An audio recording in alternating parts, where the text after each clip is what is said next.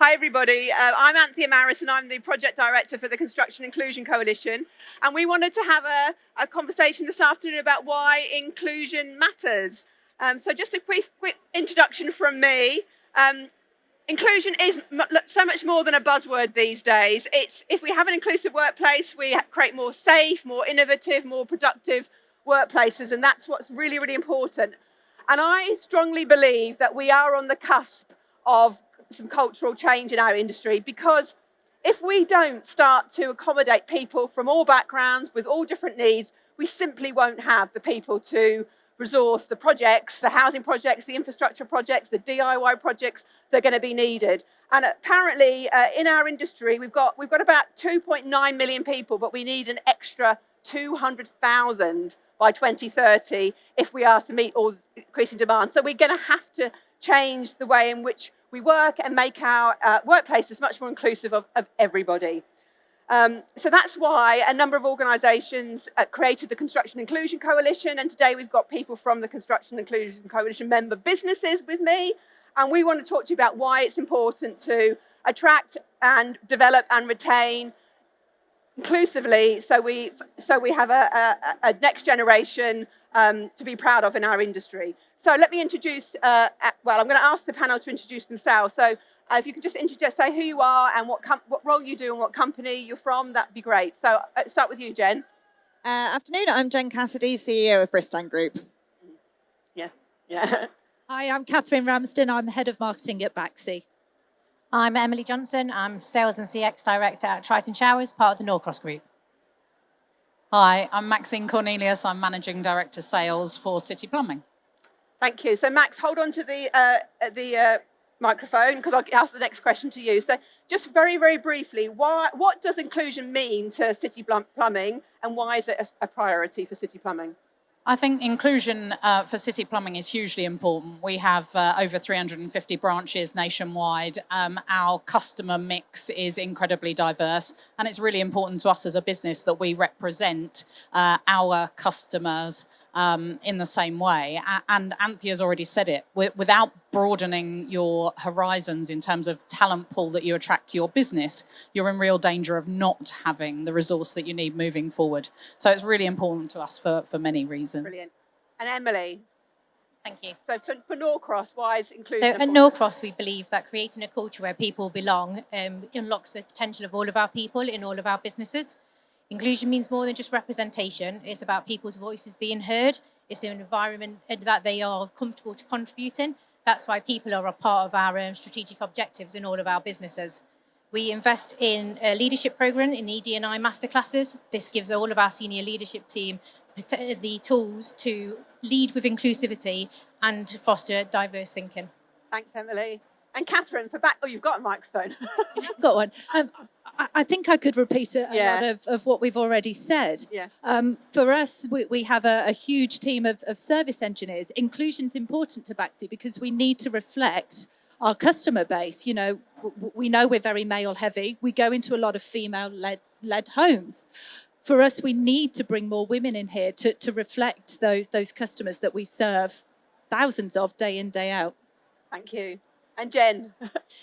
I think, for us, it's incredibly important to us that everyone feels they can be themselves at work at Bristan. It helps us to recruit the best talent, retain the best talent. And then for me personally, inclusion matters enormously. And I think it's important that those of us that are fortunate enough to be in senior roles make it easier for those that come next. Brilliant. And hold on to the microphone, because my next question's for you, Jen. So let's get into some of the specifics around inclusion and why it matters. So how does inclusion impact attraction and recruitment in our sector, Jen? Over to you. As Anthea said, we are facing an unprecedented labour shortage in this industry. And we're also facing a loss of talent as underrepresented groups vote with their feet and leave. A lack of focus on the inclusion during the recruitment process means that we are missing out on a huge amount of talent. If we can't get people to even apply for jobs, let alone accept them and then develop into them, we're going to have a real problem. There's a poll that was carried out by the CIC in 2023 that actually showed only 2% of females would consider the construction inclusion as somewhere they would feel comfortable to work. which is an incredibly low number. Yeah. I've had this conversation with my 17-year-old niece. She wouldn't dream of coming to work in the construction industry because to her, it's men on building sites.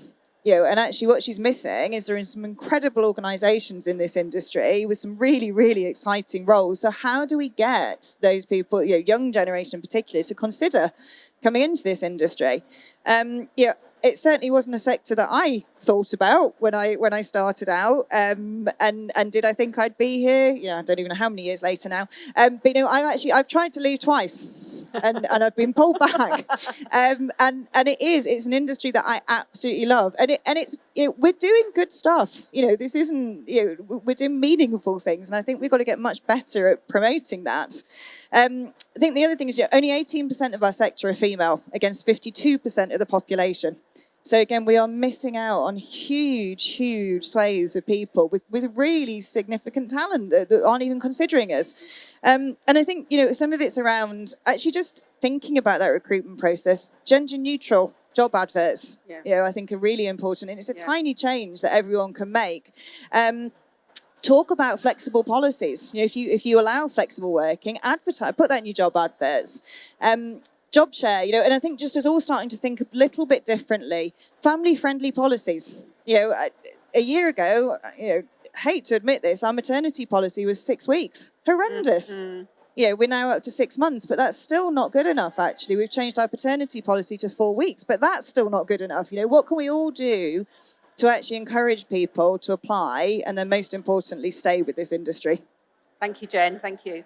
And then moving on to productivity and retention, Emily, how does inclusion impact productivity and retention?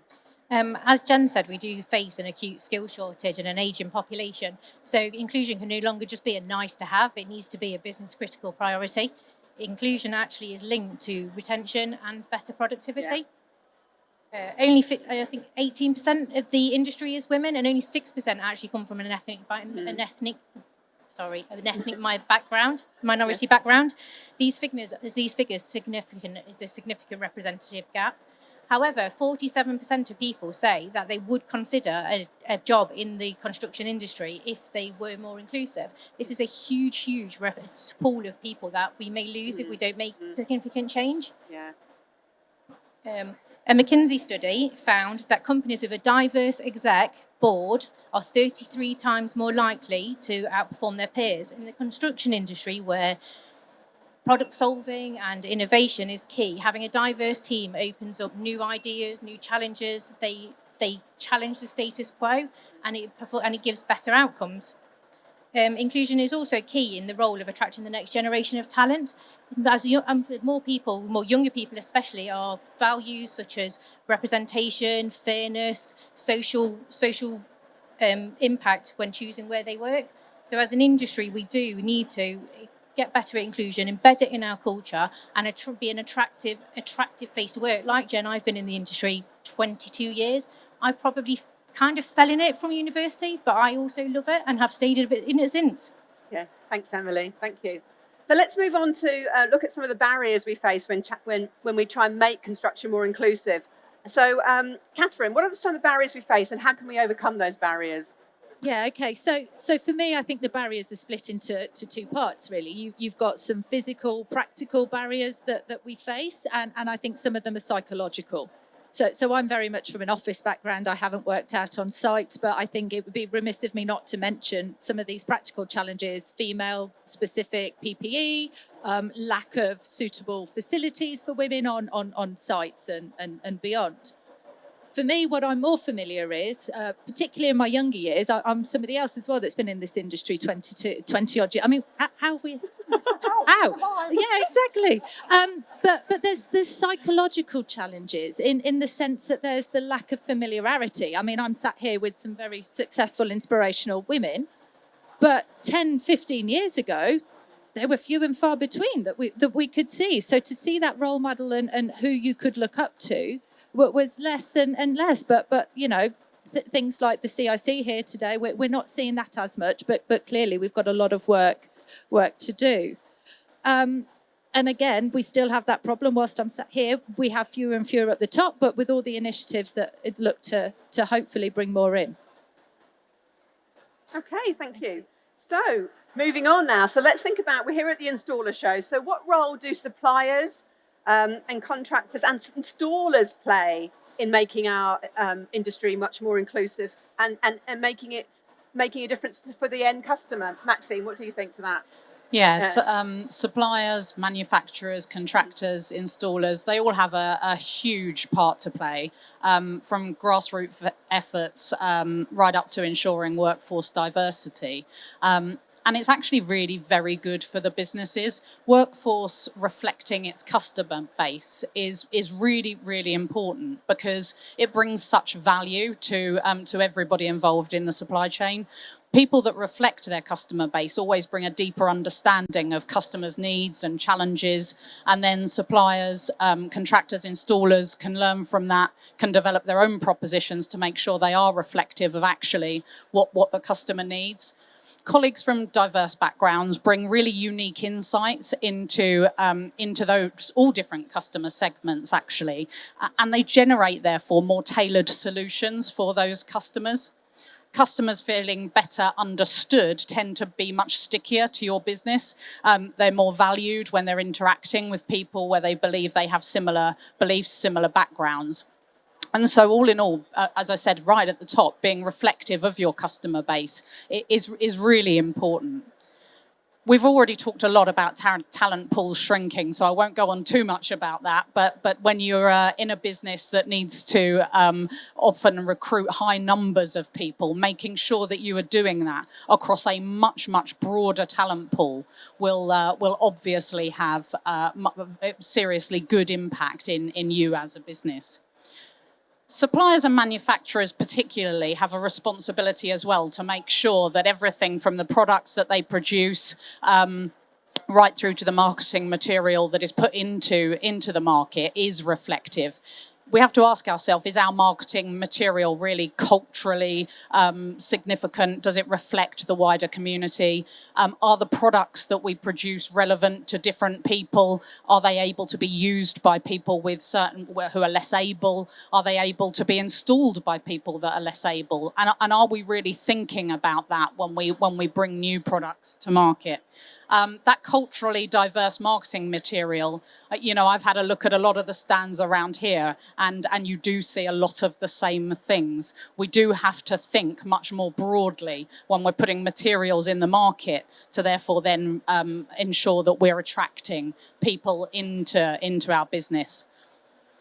And social awareness is also hugely high on lots of people's agenda now. So our customers are starting to really think about the businesses that they work with and they operate with. So things like fair pay, good working conditions, etc., right the way up to the top of the supply chain start to become more and more important in people's decision making as to what they want to use and what products they want to buy. End customers generally buy from companies that demonstrate their own values, and if we make sure that we're implementing those fair working practices, then obviously they will want to keep coming to us. And then maybe the last thing I'd say is apprenticeship schemes, placements for people are hugely important. Installers bringing apprentices through from a much, much broader spectrum has to be good for all of us. Catherine talked about the fact that we have a lot of female-only households and yet we have a lot of male-only businesses around, particularly in the installer base. If we're bringing apprentices through and thinking more broadly about what type of apprentices we can bring into our business, then I genuinely believe that pays back in terms of giving that broader customer base confidence in keep coming to our businesses.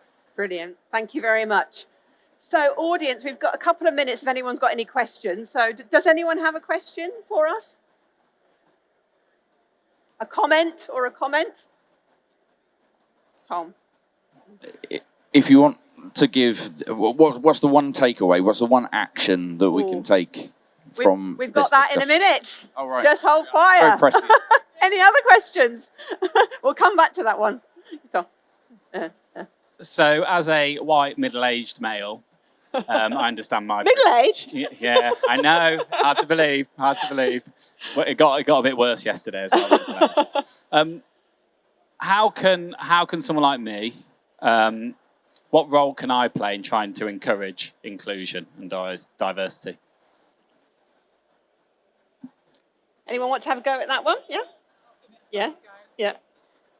I think the first thing I would say is generally people are very, very good in employing in their own shadow. We're comfortable in employing people that look like us, feel like us, sound like us.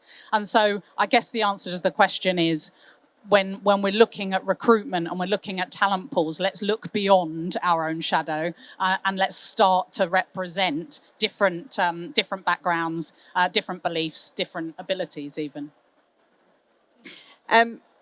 Adam is an ally, just to be very clear. Absolutely wonderful in our business about championing females. But I think, we've talked about this a lot, and a lot of it is just actually educating yourself, starting to understand, like if you have, we all have different levels of privilege, obviously, but it's actually just really recognising the challenges that females do face in our industry, I think is probably the first and most important thing for me. And then from there, it's kind of actually how do you act? And again, we've talked about this. It's not about kind of rescuing us and saving us, but it is about creating opportunities. And little things like, in a meeting, actually, giving a woman the floor.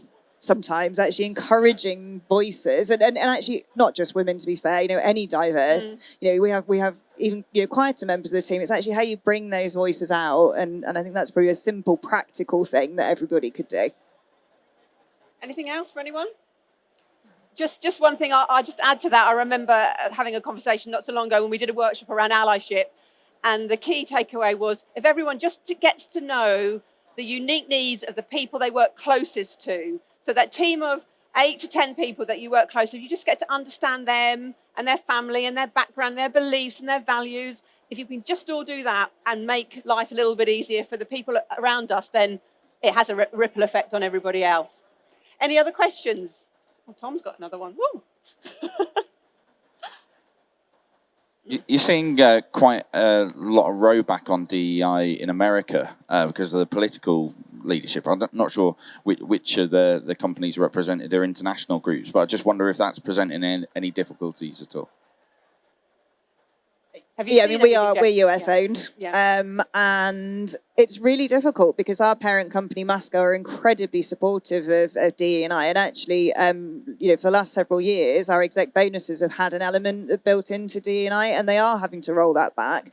I think what I'm really pleased about is they're not imposing any of that on us. We are very much our own entity, and they're very, very supportive of our ongoing DE&I activity. But it's worrying.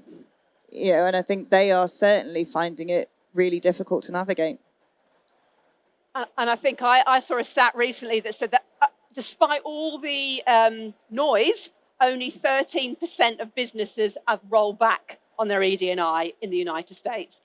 Only 13%. And some of them have just stood still and some of them rolled back, but only 13%. So I think the media's probably made a bit more of it than there is the reality. Yeah. Okay. Any other questions?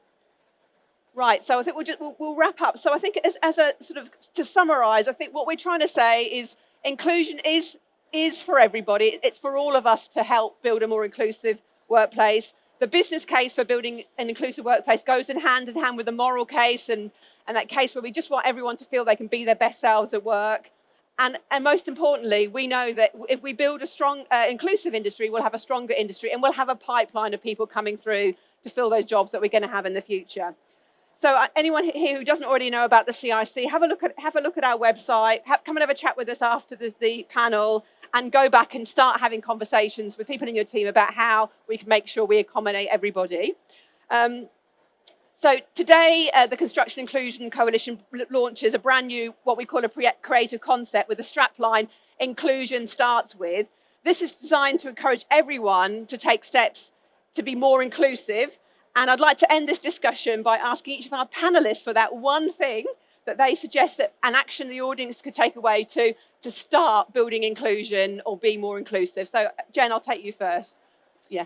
I guess linked to my question, if everybody was to go away and just review their job adverts, so is your language inclusive? Are you talking about family-friendly policies? And that would be a very practical, simple step everyone could take.